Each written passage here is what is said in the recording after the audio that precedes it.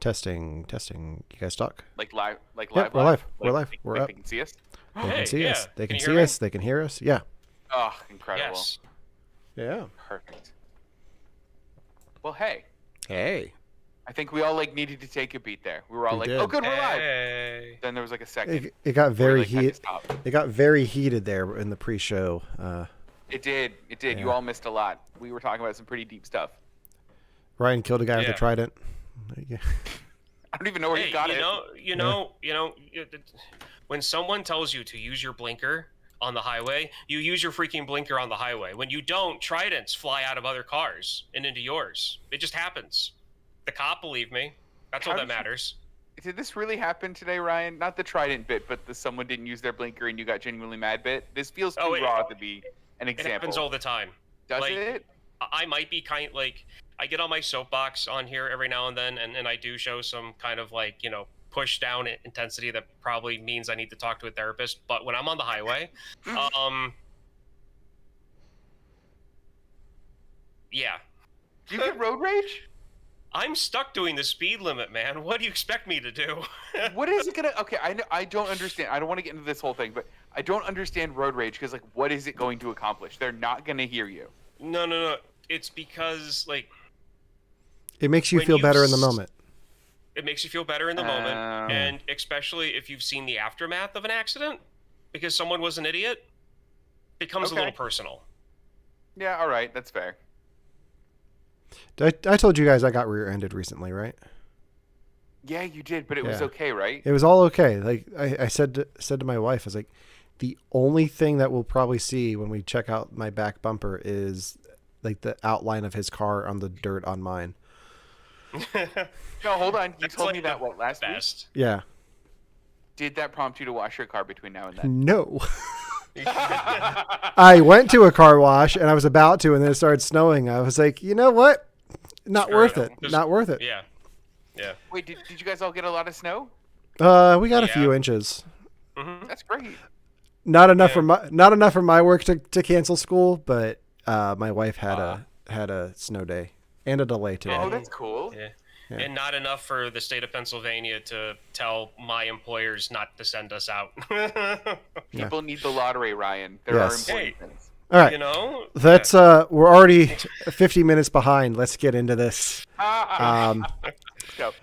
Hey everyone, welcome to You Have to Watch This podcast. I'm Alan, I'm Ryan. And I'm Devon. and today we're going to start our award season coverage with Devon's pick, Killers of the Flower Moon, which won big at the Golden Globes, which we'll talk about later. But before we get into that 3.5 hour long movie that Devon made us watch, we're going to talk about things that we watched in pop culture over the last week. So different TV, I think it's a lot of TV shows. And Yeah. I think Ryan had a movie in there too, but we're going to talk about some Yeah. shows that ended, some shows that just came out that I watched all of in a weekend. It was a weird weekend, guys. I watched a lot of TV. Yeah.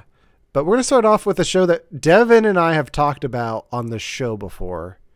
The Curse with Nathan Fielder, Emma Stone, and Benny Safdie on Showtime, Paramount Plus with Showtime, like whatever they're calling it now.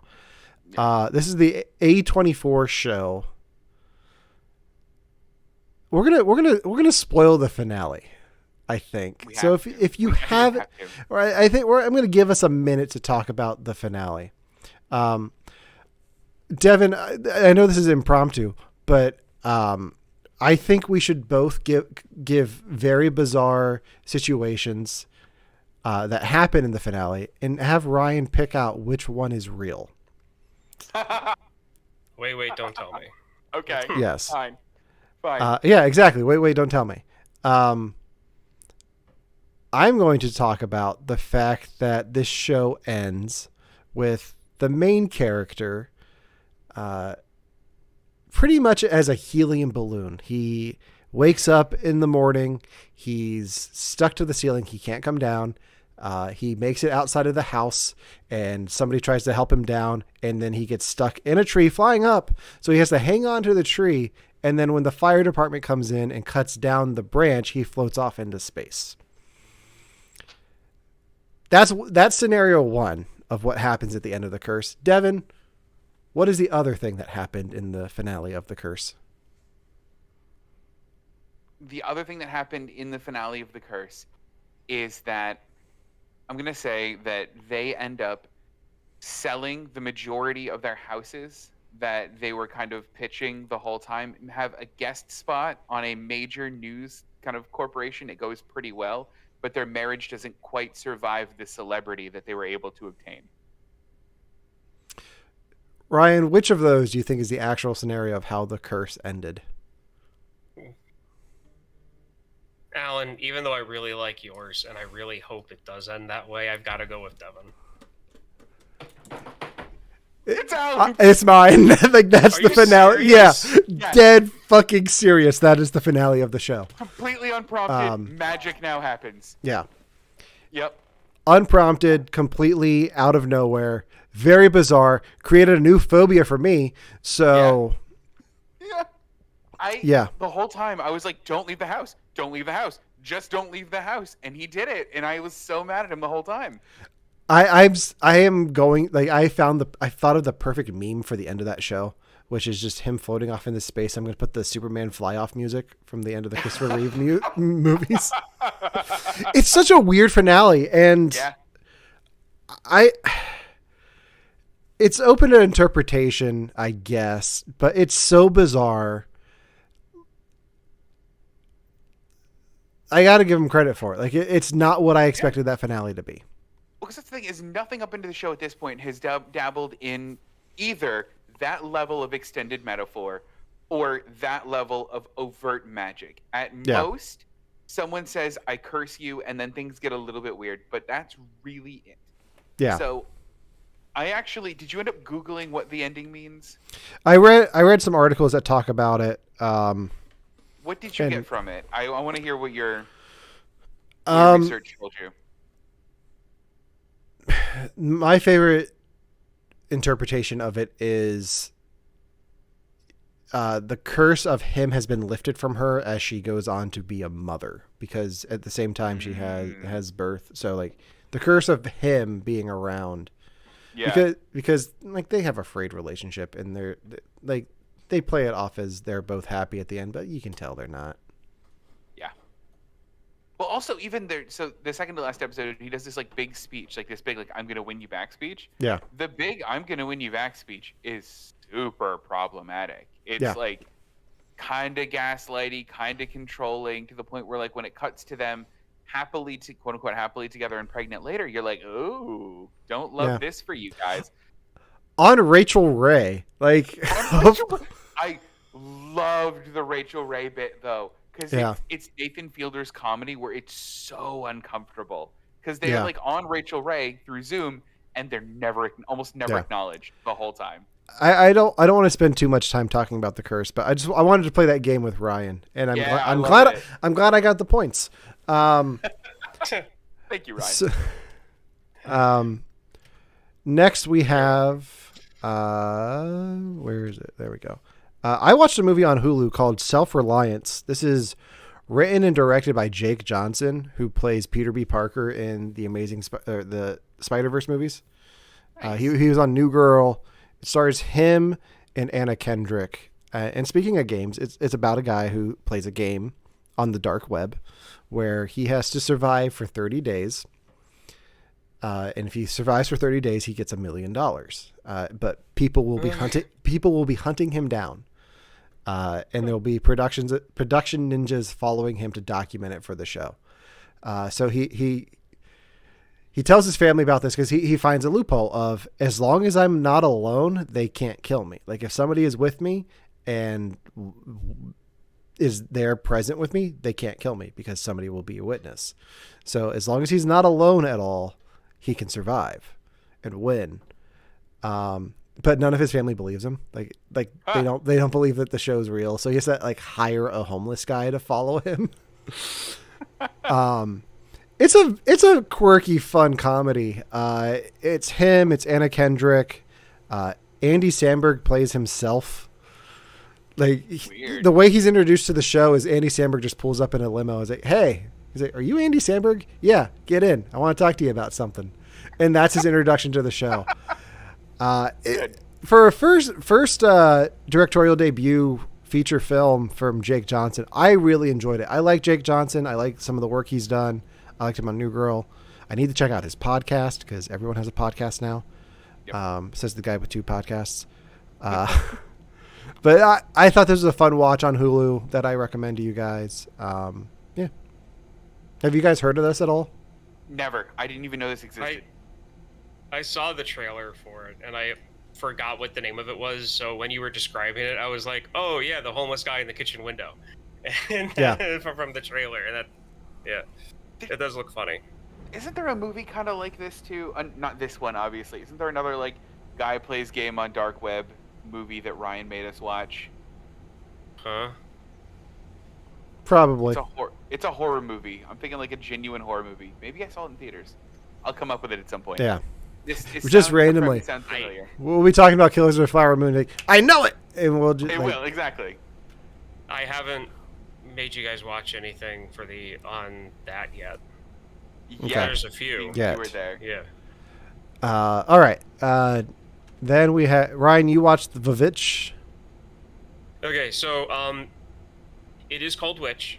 The reason why there are 2 V's is because in the 1630s, when this movie was set, the letter W was not in wide circulation, so people would just do 2 V's for a W. Kristen and I were talking about that ourselves, so I looked it up. So a little bit of anyway. I stayed away from slow. Like, I'm not a big fan of like slow burn movies, and people have to drag me into them. Devon. Don't forget So, to take out your trash. So Kristen saw this a while ago. She told me that she thought I'd like it, and I'm like, okay, yeah. And then it just sat on the back burner for like years. I watched it last night. I really like it. Okay. Would you like to read It is that actress's, and I cannot remember her name at the moment. Taylor-Joy. It is Anya Taylor-Joy. like, Yeah. Yeah, it is her like first big thing that she ever did. And after watching it, like, I can definitely see why she has the career she has now because of this. If anyone else hasn't been wanting to watch it because it just looks silly from the trailers, it is not silly, and it's on the list for you guys. I'm sorry. That's fine. I would have to say to Alan, because Devin, you've seen it or no? I've seen it. Love this movie. Yeah, Uh, happy to watch it. I mean, if we can tie it into Furiosa when that comes out later this year, go for it. Oh shoot! Yeah. Synergy. Fury Right. also. Ooh, Furiosa, the Mad Max movie that she's in. Oh yeah, that's right. Yeah. Okay. Cool.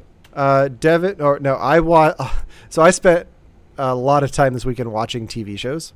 The first one I want to talk about is the Ted series on Peacock. Oh right. Guys, do you like the Ted movies? They're fine. We saw it. We saw one together. We did I see like one that together. I I have like told that that. one. I've told that. Have we told that story on the show? I think we have. Okay. Devin and I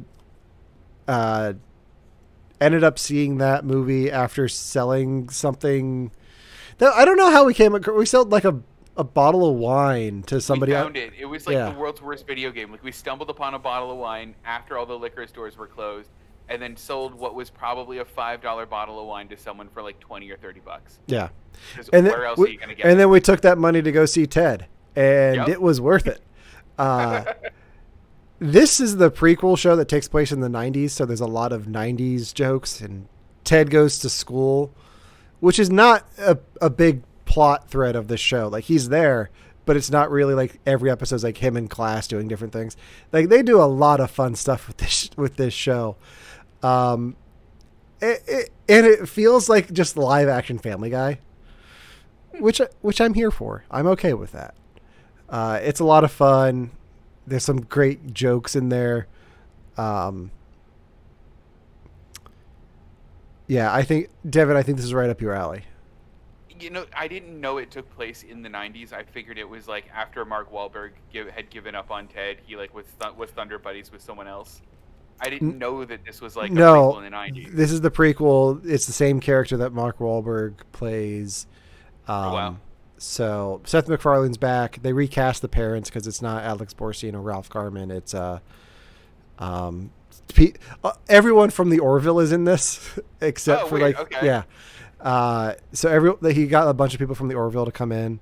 There's some voices from Family Guy that you get to see in live action. Like, oh, that's what that face looks like. Okay, that's not what I expected. Wait, is H. John Benjamin in this?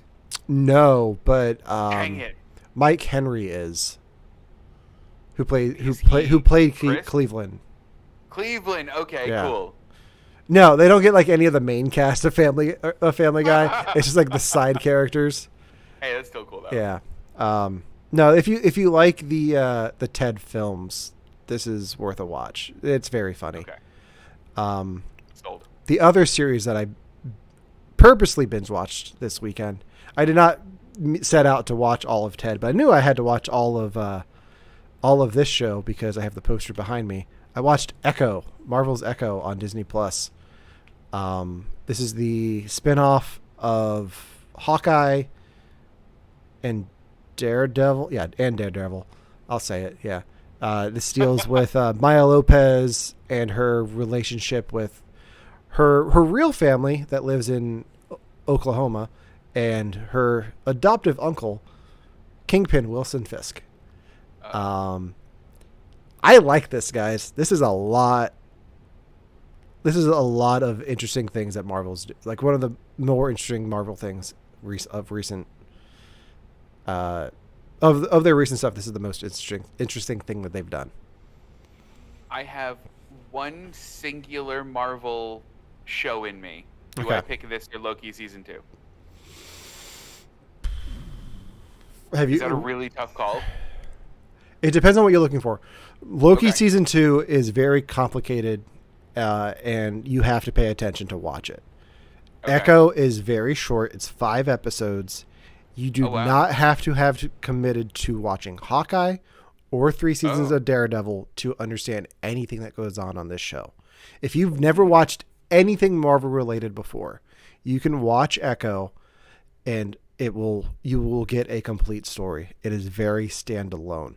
It's what they're calling now Marvel Spotlight, which is they're going to take characters and tell stories that are like picking up a comic book and reading it front to back and having a self-contained story. Knowing who Wilson Fisk is and knowing who Kingpin is and who Daredevil is outside of this, like if you watch all 3 seasons of Daredevil before this, or watch the season 3 finale of Daredevil and then go right into Echo, you get a little bit more out of it. There's a little bit more context, but this story itself is very self-contained. They give you every beat that you need to know from Hawkeye even. Wow. It's very much like reading a comic book. That's cool. I feel like that was the promise of the Marvel TV shows when they first announced them. And it only took them 10 to get there. That's crazy. 10? WandaVision, Falcon Winter Soldier, Ms. Marvel, Moon Knight, Loki, Secret Invasion, What If? What am I missing? She-Hulk. What are you missing? What am I missing? There's got to be another one. I mean, that's 7. Did you say Or Hawkeye? that's it. Hawkeye. I didn't say Hawkeye. That's 9. That's 9. And then I mean, this is 10, right? Yeah. This is 10. Yeah. That's insane. I'm impressed that they got that right. Like Well just off the done. cuff. Yeah. Proud of you. Yeah. I highly recommend this. They released it all at once, so it was an easy binge. Nice. And made for a very interesting double feature because I watched this and then went right into the movie that we're talking about tonight. Why do you do this? I don't know, but what's strange is there's some cast overlap because both deal with Native American themes and Native American families. So Maya Lopez's grandmother in Echo is Lily Gladstone's mother in Killers of the Flower Moon. Oh, fun. Yeah. So, yeah. That's cool. So it was very very interesting double feature. So, Ryan, any interest in this show?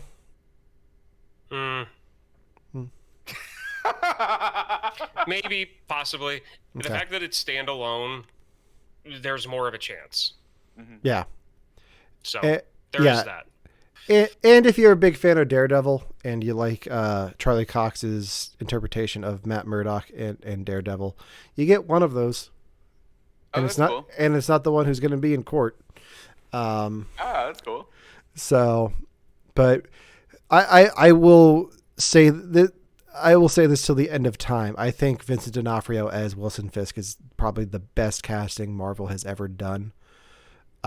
Because he nails the character and brings something to it. He's terrifying, but he's also charming when he needs to be. My wife claims that he is the hero throughout all of Daredevil and wants wants Matt Murdock and everyone else to lose. And I tease her for it, but I was like, I get it. Like, he's very charismatic. Yeah. And that poster just looks so good. It's a good poster. But yeah, that's everything for We Watched It. Watch this week. We're going to get into today's main topic, the Martin Scorsese film Killers of the Flower Moon, starring Leonardo DiCaprio, Robert De Niro, and Lily Gladstone. Devon, this is your pick, because you wanted to start off our Oscars or award season. We can't say Oscars yet because the Oscars haven't announced their nominations yet. It's probably going to be one of them, though. Probably. If I'll be surprised if it isn't. Mm-hmm. But go ahead and take it away. So, I picked this movie. So, obviously, Killers of the Flower Moon, directed by Martin Scorsese, came out last year officially. I picked this movie, as Alan said, because I really liked when we did kind of the Oscars watch leading up to the Oscars. I felt like I got introduced to movies that I wouldn't have seen otherwise. So, I almost broke format a little bit with this one because I hadn't seen it until now. So, this was actually my first watch. Now, I'm going to be honest, going into this movie, before I had decided that this is kind of the direction I wanted to take my podcast or the podcast in or my episode in, I didn't think I was going to get to watch this. I had a feeling this was going to be a bit like The Irishman, where like I had heard it's a good movie. It probably won some awards. I also heard it was like 3.5 hours long. It's just going to sail right past me, and I'll just take everyone's word for it that it's good. But I said it for last week, and I'm glad that we had done it. I can't wait to hear your guys' opinions on it. But I think what I'm interested in a little bit before this, before we dig into what you thought of the movie itself, was this movie an inevitable watch for either of you? Because it certainly wasn't for me, and I'm glad I forced myself to do it. Alan, would you have watched this? Yes. Yeah? When this came out on street, like to rent, I almost watched it. But that was also the same weekend that Five Nights at Freddy's came out, and I watched that at home. And I thought to myself, like, I will watch Five Nights at Freddy's at home, but I will do better than just watch Killers of the Flower Moon on my CRT TV. Like it's on VHS. I was like, it deserves more than that. So I waited until it was on Apple TV Plus, and watched it in the comfort of my own home on my 100-inch screen projector. Brag about it. That's incredible. Oh, So. Ryan, I think I know your answer to this, but was this one an inevitable watch for you, or would you have not have gone near this movie had it not been for today? I wouldn't have. No, this was No? not, and no, it was not. Well, the other thing that I forgot to mention in my answer is like I work with a lot of film students who want opinions on things. So like I already pushed myself to watch as many of the Oscar things as I could. This was probably high up on that list, so I could be part of those conversations. So That makes total sense then. Yeah. I mean, I don't have a lot of people aside from you that ask me my opinion on movies. Everyone knows I do this. And everyone just goes, we know you have opinions on movies. Let's talk about anything else. I Yeah. go, okay. And I just move on. So with that in mind, what was your opinion of this movie? Let's start with Alan. I'll just keep going around this circle. We'll start with Okay. Alan. We'll go to Ryan, and then I'll give mine. It's a Scorsese movie. It follows the same pattern as Goodfellas and like it. Scorsese knows how to make a good movie. He knows how to tell a story. He knows how to keep your interest for 3.5 hours. I feel like at a certain point he realized how long it was going and had to make decisions. And I'm not sure if I like those decisions that he made. Oh, I can't wait to talk about that. I feel like there are great performances in this. I think the story does itself a disservice by focusing on the point of view that the film focuses on. It was an interesting choice, wasn't it? Because I don't think it's the more interesting of the two sides. We need to talk about that after we get to the opinions because it's really interesting. Yeah. That's my... I think the performances are great. I think Lily Gladstone is wonderful in this. Yeah. De Niro is playing the same character he plays in every Scorsese movie. DiCaprio is playing the same character he plays in every Scorsese movie. It's weird that this is the first time that they've been together in a Scorsese joint. This is the first time. Yeah. I just assumed they were in several of them together. Yeah, no. Wow. But yeah, Awesome. that's my opinion. What did you think, Ryan? This is the one I'm really excited for your opinion on this one. It I'm gonna ask you a was follow-up question too, by the way. it was frustratingly great. No, really? Yeah. Tell me. For more reasons than it just being a good movie. I did some research. Research. After I watched it, because I watched this in parts, which we will talk about that later. And I don't know, when it comes to the beats of the story, I don't know how this could be any more historically accurate. Yeah, we'll have to Which talk is about where that the too. frustrating part comes in for me. Did you want it to be like really inaccurate? No, I'll just say it. The reason Yeah, why go I was for it. going to bypass this movie was because I saw the trailer. And there is a lot of crap that's happened in this country's history that is pretty much buried, this being one of them. And I know that stuff like this happened. And when I see that there's movies like this, expect and know, and it makes me more frustrated and mad.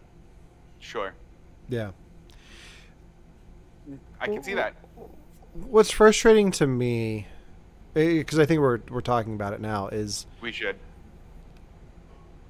we focus on the DiCaprio and the De Niro part of it more than we focus on the Lily Gladstone side of it.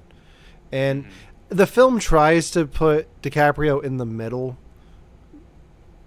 but it's also like very hard to see him as torn because he's still going out and doing these things for De Niro and against his wife's family, and it's very hard to see him as being torn because it doesn't portray him that way. Like he's doing what he thinks is his job, and it doesn't make it very sympathetic. And I think the film tries to. I agree. So I feel like when picking a point of view character, because the book this is based on by David Grant, the book this is based on does focus primarily on Ernest Burkhart and Molly Burkhart, Leo and Lily Gladstone's characters. It does focus primarily on them, mostly because everything centers around that family, and it ends up centering around the family because of Nira's character, William Hale.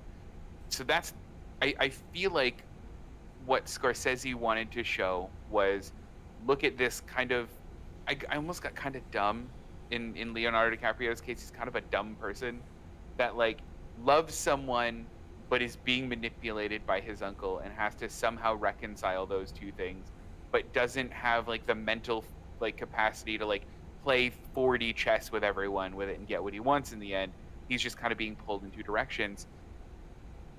But I don't one of the biggest criticisms I've seen about this movie was the fact that it's taken the perspective of Leonardo DiCaprio, and it's not taking the perspective of any of the Osage people, essentially.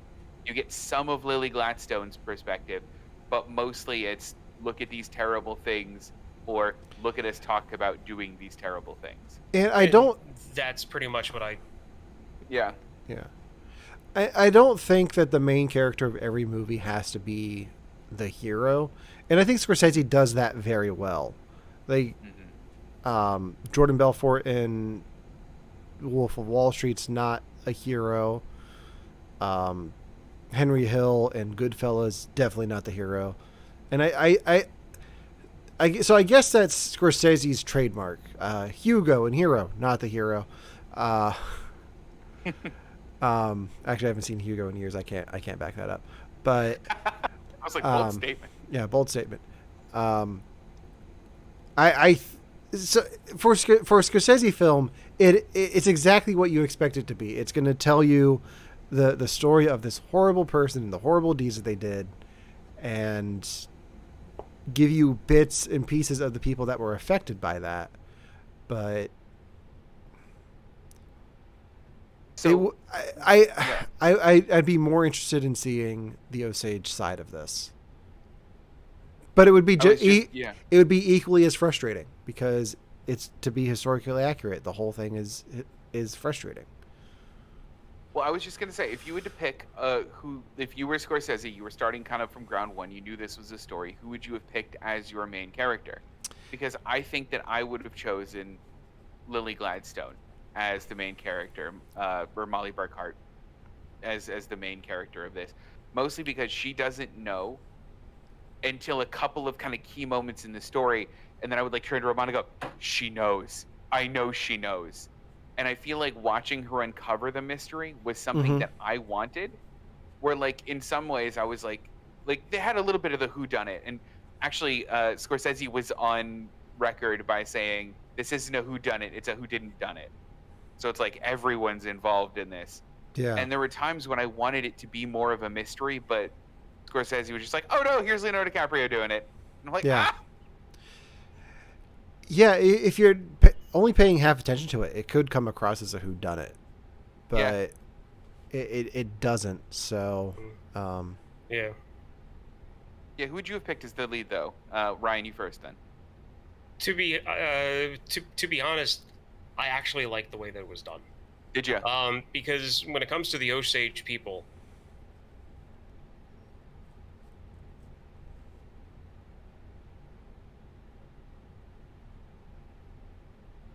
Oh, shoot. I think we lost him. Yeah, I think we lost him, too.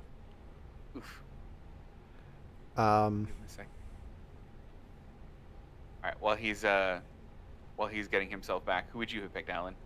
I would have picked every character Martin Scorsese plays in this thing because he's in it like 5 times. So, I caught him once. Who else was he? He was the voice of a photographer in DC at one point. Oh, was he? Yeah, he had a few voice cameos. He's got that voice that reminds me of like my great uncles growing up. That's very Italian American. So like I think I would have liked this more if he didn't put himself in it as much as he did. Did that really distract? It did. Distract you from it? It did. Really? Knowing Scorsese was in it, as like whenever he popped up, like, and like we can talk about the ending of the movie then as a separate thing. There's Ryan, but yeah, like I looking at it through this perspective of a Scorsese film like Goodfellas or Wolf of Wall Street, I think it makes sense for the main character to be the main focus to be on DiCaprio. But I would have liked this movie more as a as a whodunit. Like, I think it would have been Yeah. a bit more of an interesting. It would have been a completely different film, but the idea of that is interesting to me. Ryan, It is. so Yeah. where we lost you, you had said knowing what you do about the Osage people. What were you going to say there? That it was almost like he made the entire tribe of people into one character. Yeah. And so it just wasn't her and her sisters, it was the entire tribe. Mm-hmm. And I feel like this movie gets its message across better with it being very in your face, like what's going on and how it was done.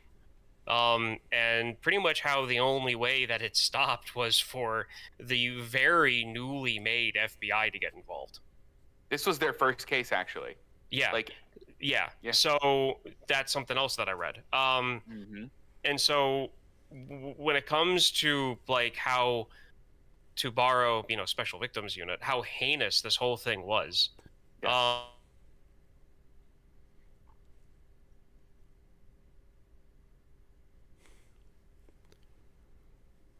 And lost him again. Yeah. So, speaking of how heinous this was, though, Alan, this, and I think Ryan might have been driving to this point. They're cut There he out. is. There you go. You're back. So like this guy had to go to this museum, and he was like, hey, why is it in this, like in some of these pictures they're like cut out? And they explained, well, that's because it's this guy. And he learned the whole story, and his jaw dropped, like, this actually happened. Yeah. And I feel like to get the message it needs to get across, like kind of like shockingly, it needs to be very blunt and very face forward for what they were trying to do with it. I mean, definitely a whodunit would have been good, but when it comes to a whodunit, I'm afraid that at the end of the movie you would get a lot of like heist type movie montages of people explaining how everything actually happened. Here's And I feel like that would have been, and I feel like that would have kind of taken away from like the seriousness of the whole thing. But for me, the ending still takes away from the seriousness of it, because you go on for 3 hours and 20 some minutes, and then all of a sudden, radio play. And that completely took me out of what was happening. I'd much rather seen just title cards of what happened to the characters than have Martin Scorsese come on and read her obituary. Which is a nice tribute in thought, but for the film, for the story that they're telling, it just felt so forced. Like, oh, we got to wrap this up because we can't make this a 4-hour movie. Apple said no. So it's an interesting take, because as somebody we watched this for last week was literally a murder mystery podcast. Yeah. I feel like he was talking to me in that moment, where like that was that moment where I went, oh, okay, America's always kind of been interested in stuff like this, and there's never been a radio drama like this because we covered it up because of who it's about. For me though, like, if you're going to end it with a radio drama, start it with a radio drama. Make that part of the story the whole way through. That's fair. Okay. It just feels so random and forced, and I think it is trying to tie into the true crime audience a bit at the end, but it's not framed in a way that makes sense to me. Yeah, I mean, I guess that's fair, because you're right. Like, it really does come out of nowhere that happens, and yeah, I guess you're right. It doesn't. There's nothing leading up to that says this is where this is going to go. Yeah. And I guess I can see where that would be a little bit tonally weird. Yeah. That's fair. Why do you really think that it just did it because it was like, we have to wrap the movie up and this is the most way to do it? I think it's probably the cleanest way to end the movie, because there's so many threads going at that point, and you have to wrap up where they are. It's a little bit more interesting than just title cards with them in court and like the piano exit to Layla playing. like in Goodfellas. But it's not like it just didn't work for me. I get what he was trying to do. It just didn't work. We lost Ryan completely. Yeah, he's just Give gone me a now. second here. There we go. So So I want to know. I mean, from basically back to front in this movie, I learned something almost the entire way, and like it, not even just from like, and even like reading a little bit afterwards, like that the Osage were moved to a land that had oil, to the fact that they knew that there was oil there before they got forcibly moved to there anyway. They did that on purpose, but then like how they were treated. I mean, even even things like when they like diagnosed them with like diabetes and then like insulin treatment happened. Roman and I turned to each other and went, they had that back then? yeah, And like I was shocked. this isn't something I've talked about on the show before, but being diabetic, it was kind of weird seeing what the treatment was for the disease then. Because I don't have to take insulin or anything, but I have to watch my sugar and like try to stay active so my sugar levels are good. And I take medicine for it, but it was weird. Like I didn't really think of it as something that would have been around then, but it totally is.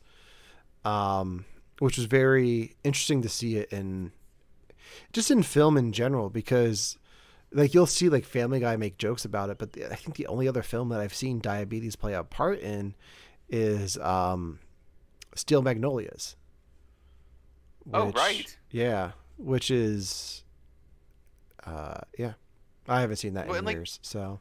And like to deal with it like with this genuine amount of seriousness too, I thought was really, really good, because I didn't know that the real difference in it was the diet. That like they like historically were not used to the diet that, you know, Leonardo DiCaprio and the rest of the rest of the white men basically brought into them and basically forced on them. Yeah. And that literally was killing them. Like that's crazy to me. Ryan, now that you're back, did you learn anything while watching this movie? Because I was telling Alan, I learned something literally every, like, there wasn't an hour that went by in this movie that I didn't learn at least 2 things. Well, I looked up the brand of car that was mentioned, the Arrows. I looked that up. So I looked that up. In the St. Louis area when I was growing up, there was a lot of museums dedicated to the indigenous in this country. And then there's the famous like St. Louis Pyramid that's on the Illinois side of the Mississippi River that I was at several times for like field trips. So I already knew about, you know, like kind of what happened to the different tribes that were around that area, which the Osage was one of them. But I didn't know that they got to Oklahoma. That part I didn't know. Like I knew they went to Kansas. I thought that's where they stayed. Apparently not. And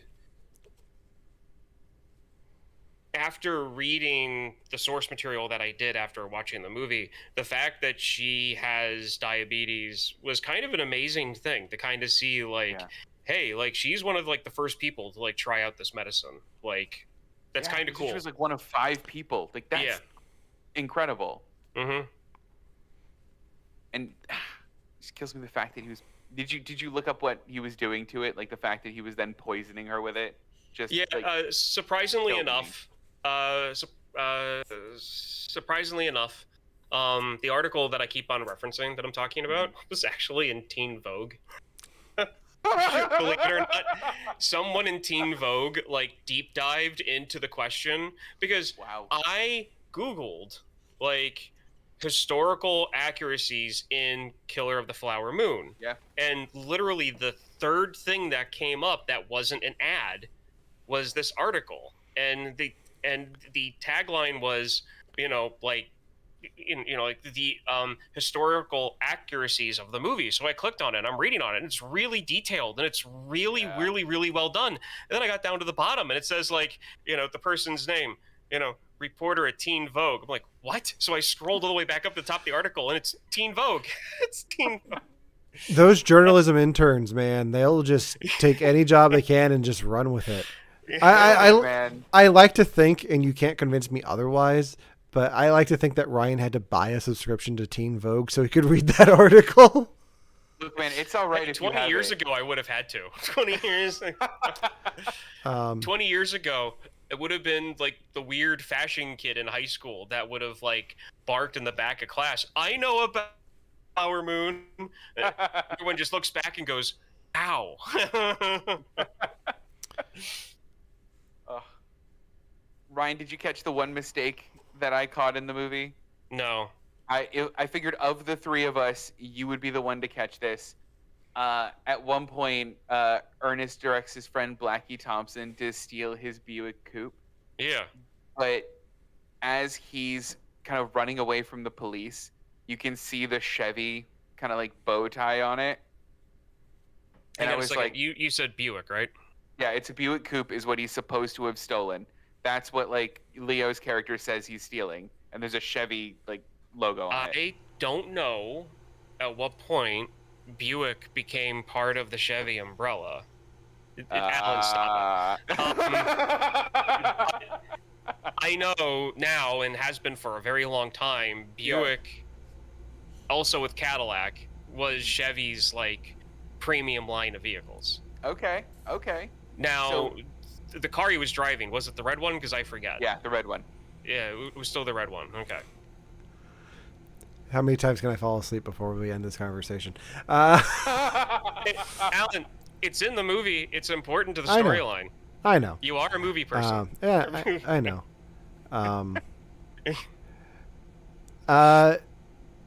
What'd you guys think of De Niro as the villain in this? It fits. I always love the like Gustavo Fring-esque like I am a pillar of this community but secretly the worst one here character. Wilson Fisk. Is Like, that Wilson it's Fisk? pretty much how Wilson Fisk portrays himself. How D'Onofrio portrays him in Daredevil and in Echo. Like he doesn't see himself as the bad guy. Maybe I will watch and Echo then. neither does my wife. But yeah, it's very like man behind the curtain type stuff, and yeah. So I think of the three that are listed on the poster, Lily Gladstone definitely gets nominated. Yeah. For Best Actress at the Oscars. Do you see De Niro and DiCaprio getting nominated for this or not? DiCaprio. Do you think DiCaprio? Yeah, because what was that movie, Alan, that you had us watch where DiCaprio was in it and he was playing an actor, and like that kid like talked him up Oh, to like do like a really good cowboy scene. the Once Upon a Time in Hollywood. Yeah. Yeah, okay, so that scene where he like really nails it as an actor finally for like the first time in his career, that's all I could see throughout this entire movie. So not and to be honest, I'm really trying not to be funny here. Like I'm being serious. No. Like I've seen a lot of his stuff, and as far as I'm concerned, if someone were to ask me like give me roles that you think that he absolutely nailed, and it would be once upon a time in Hollywood, and this one. I wouldn't put one over the other, but I would definitely list these two. I haven't seen a lot of what he's done. I've seen like the major things he's done, so that's where that's coming from. Have you seen the one he actually won an award for? The What did Reverend. he actually win an award for? The Reverend. The one where he kills a bear. Wasn't there someone else in a movie where they kill a bear? Yeah, Liam And Neeson. Yeah, that one. Liam Neeson was in it. Yeah, see, so I never watched that one because I saw the And there you figure they're the same. Yeah. Liam Neeson and Hannibal. They were both in that one together, right? Because there's another movie with the actor who plays Hannibal. Like Original. Hannibal Lecter? Like Hannibal Lecter, yeah. Anthony Hopkins? Yeah, like Okay. he's in. he's in a wilderness type movie like that too, and I think it might be alongside one of the Baldwin brothers. Where they do that thing where like they're like lost in the woods but like they hate each other, and so like to get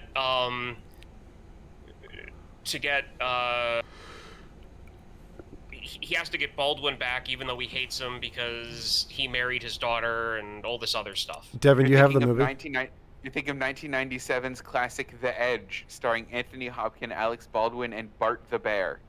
Yeah. Yeah. That's exactly what I'm thinking of. See, I I know. saw it when I was a kid. So whenever I see movies of like some middle-aged guy dressed in black in the woods and has to survive, I just like I've already seen. You're like, I did it. That's fantastic. So I've only seen that movie once. We teased this earlier, but we haven't talked about it. How many sittings did it take for you guys to watch this? Like, how many times did you have to stop it and then go back to it? So Romana and I made a bet with ourselves. We didn't want to watch this movie when we watched it. We wanted to play Baldur's Gate 3. But we're like, you know what? This is a long movie. I have to make some progress. Let's watch 1 hour. And then we turn the movie off and we play Baldur's Gate. And didn't we sit through the whole thing? Any breaks at all? None. Not even None? a one. Just glued to the seat, ready to Okay. go. It was that captivating. Mm-hmm. I paused it once to go pick up. I got new headphones, so I had to go get those Nice. from the porch, and I needed a bathroom break and Mm-hmm. just a breather. So I took like a 15-minute intermission about halfway through. Around the time the FBI shows up, I think is when I took my Nice. break. So, that's how I viewed it. Ryan, how about you? So I was trying to go for 3 showings because I was expecting me to be frustrated, it being 3.5 hours long, it being slow, and I'm like, I can only do 3. I can only do like 1 hour chunks of this, and I put it on. 9 o'clock became 10 o'clock, and I'm like, oh my god, I'm actually liking this. I'll watch another hour, and I'll go to bed at 11. And I'm like, okay, so I watched it till 11. And no, it was 9:30. It was like 9:45 that I started it. Mm-hmm. I didn't stop watching until like around midnight because I realized how late it was. And I'm like, I have to get to bed for work. Like, I can't do this. So I had like 51 minutes left of the movie to watch the next day. And then I watched The Witch right after because I needed a palate cleanser. And oh boy, that was a very interesting palate cleanser. So very... So I love this because we, with the exception of me, we both had a bit of a break in the movie. And I actually had a conversation earlier this week with somebody that said that if you take a break in a movie like that, it ruins the emotional punch once you've come back to it because you're not in the movie as much as you would have been had you sat through the whole thing. What do you guys think about that? For I was just me, as captivated when I went back. Were ya? I think it depends on the situation. Like, if you're distracted enough that you can walk away from a movie and then come back to it later and not care as much, like, I feel like you weren't that as invested to begin with. For me, if I'm sitting at a movie and like really have to go to the bathroom and to the point where it's distracting, it takes me out of the movie. So I'd much rather take a break, step away for a second, come back, go take care of what I gotta do, get a glass of water and come back, and then get back into it, than like just suffer through it. Then you're not distracted. Yeah, then I'm not distracted. Like, I can take a breather, come back into it. I think it all depends on the situation, but I'm totally somebody who can step away from a movie for a minute. But there's also times where if I get a phone call during something that I'm very invested in, it throws me off, and Yeah. like that. So I see both sides of it, but I think there are instances where if you go into it knowing like, okay, there's going to be a point in this 3.5 hour long movie that I'm going to need to take a bathroom break, I will find a good scene transition and pause it there. Not going to pause mid sentence. Going to find a stopping point. Like, okay, we can pause it there, and then go on. Like, if you look at Titanic, like anybody who watched Titanic for the first time at home does that take you out of the movie when you have to put in the second VHS tape? Like, I feel like longer movies are entitled to an intermission. It's just a matter of how you respect that. It's really interesting because in Dutch cinemas, the ones that aren't like also international, the ones that are specifically Dutch owned, every single movie has an intermission built into it. Every one of them, regardless of length, has that 15-minute intermission. So like a short 10-minute film. Yeah. I mean, I don't know what they do with short films, but I think it's over an hour long. They'll throw that 15-minute intermission in there. And like that, I think that would frustrate me so much as a moviegoer. Yeah. But I know some people there that love it. Like they don't want to sit through an hour and a half movie or a 2-hour movie. They want that 15 minutes in the middle. I feel like something like this that is very very I'm trying to think of the right word. Very melancholy and very frustrating and sad. Like I feel like it's more inclined to a intermission in a break, whereas something like Oppenheimer, where you're building the tension and building up to that bomb dropping, and the music is there to drive that point home, and you're building the tension and building and building and building. I think if you were taking an intermission in that, like before the bomb drops, like that's doing a disservice to the film. Yeah. I think if you take a break after that, like we've all seen Oppenheimer, right? No. Spoilers, they blow up a bomb. What?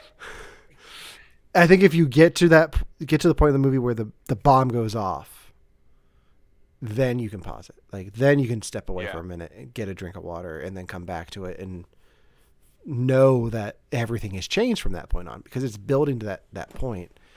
I think it all depends on the situation and the person. Yeah.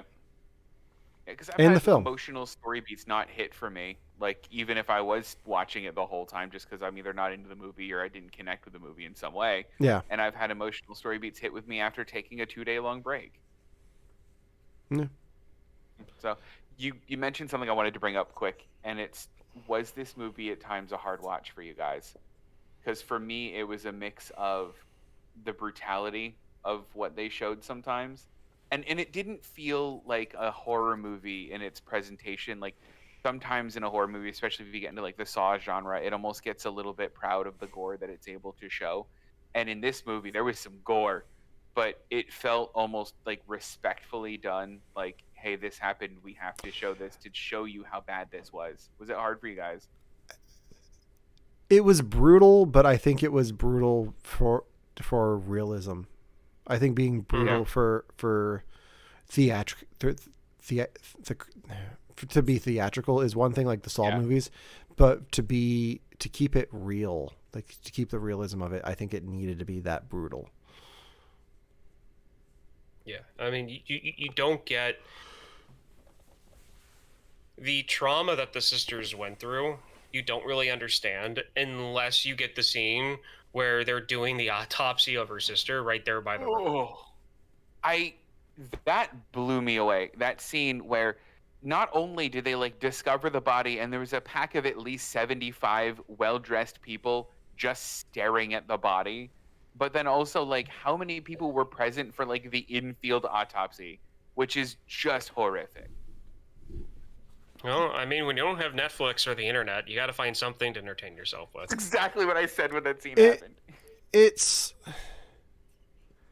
And it just plays into the fact that everyone kind of knows what's going on there, and it's almost like Get Out-esque. Like you're surrounded by everyone who's a threat to you. Like it's very weird. And like you could make this a horror movie from the Gladstone character perspective. Yeah, Glad and you mentioned that's it. where. Go ahead. And they put a spotlight on that actually. At the beginning of the movie,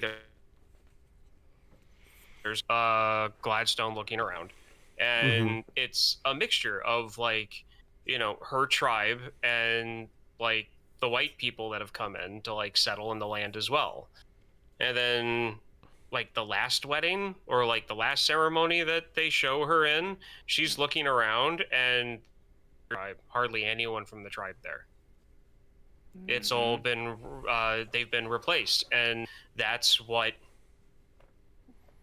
they were doing. That was the whole point of this movie, was to show how about how all of these people kept their mouths shut or helped in trying to take this money away from them because they felt that it was divinely theirs. Mm-hmm. Yeah. And if you look back into American history, I used the right terminology there. You did. And that's what's disgusting. And that's why I didn't want to watch this movie, because I saw the trailer and I'm like, yep, this is exactly what this is. And I didn't want to be reminded of it again. Yeah. Thank you, Devon. So, no, you're welcome. So speaking of the horror movie part of this, one of the facts I read is that Scorsese's on record as saying his inspiration for the plotting and the kind of some of the filmography of the movie was Ari Aster's movies, which which like knowing that I totally get now. So like this is like he watched I can't even remember the titles anymore. Hereditary, Midsommar. What's the other one? Yeah, Midsommar. I can see that. I kind of see that. I can see that. That kind of makes me like it a little bit more. Yeah. Knowing that he was aping Ari Aster makes me very happy. Not enough for me to rewatch it. I don't have the time. No. Are you guys going to rewatch this at all?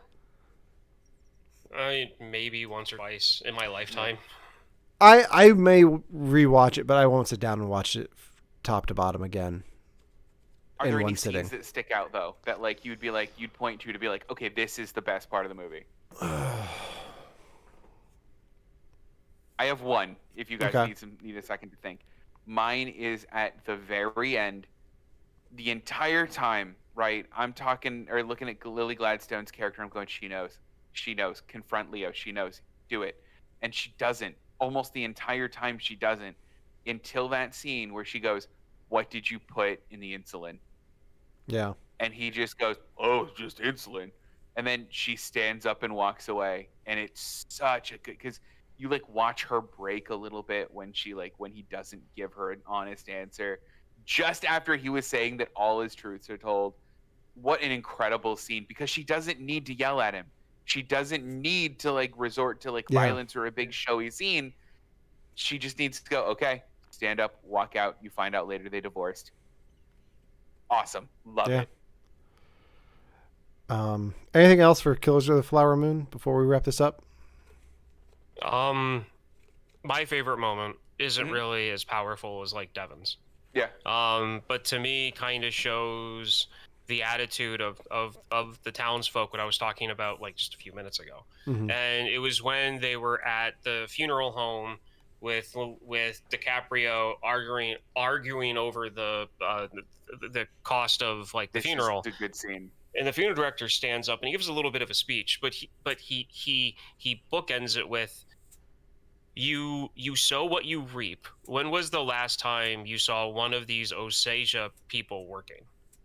Mm-hmm. And that is such a mindset that people who looked like us had back then, that to them a traditional like hunting gathering life, even though that's what farmers did, they looked down on them, not just for our cultural reasons in the US we had back then, but just like ethically, morally, they were geared to see people who they considered who didn't work a certain way.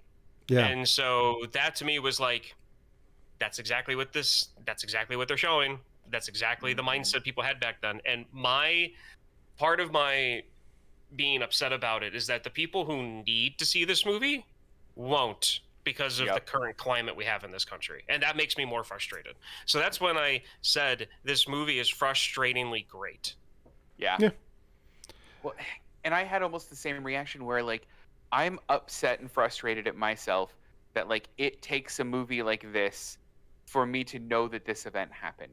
Because I had the same thing with the Tulsa Massacre. Mm-hmm. I didn't know that happened until I watched Watchmen, which bad on me. But like, but also bad. Didn't know. Yeah, also bad on history classes throughout middle school and high school for not covering that. Yeah. The same I reason think- why a lot of the civil rights movement was printed in black and white pictures and not color, even though color film was widely in use by the time the civil rights movement happened. Yeah. Yep. I mean, if it makes you Trouble. feel any better, Tom Hanks didn't know about Tulsa until Watchmen either. So, Wait, Yeah. really? yeah. Yeah. And, Oh, he, I mean, good and for- he's Forrest Gump. He was there. That's all I got. Yeah, that's all Love I this got movie. too. The start of our Oscars pool stuff. Because I think next time we won't have the Oscar nominations. I don't think. I think they come out I don't think until the next week. I think they come Like out. the end of the month, right? They come out next week. I just don't know when. Let me look it up quick. But next week we're not going to be talking about Oscar stuff because next week is a special week here on You Have to Watch This Podcast, because not only is Devon's birthday on Friday, but my birthday is Wednesday when we will be going Oh, live. hey. And so since it's our birthday week, the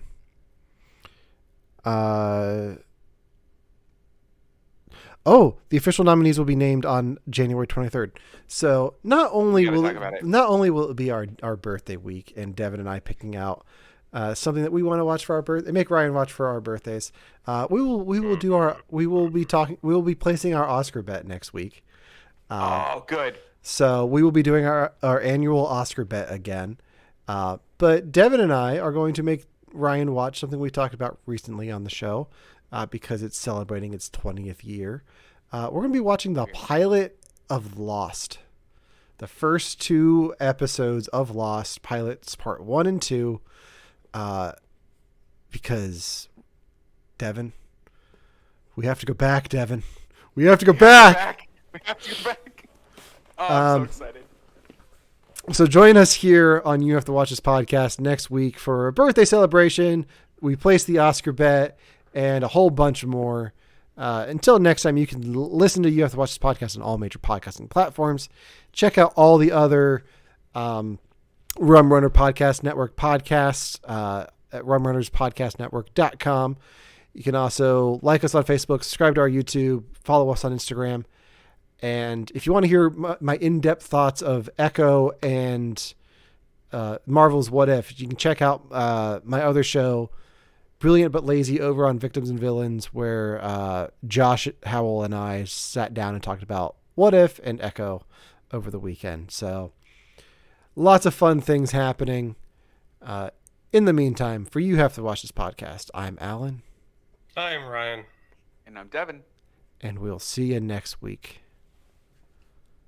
I can't Until take my then. hands off my red Buick. Make your own kind of music and sing Aw. your own special song.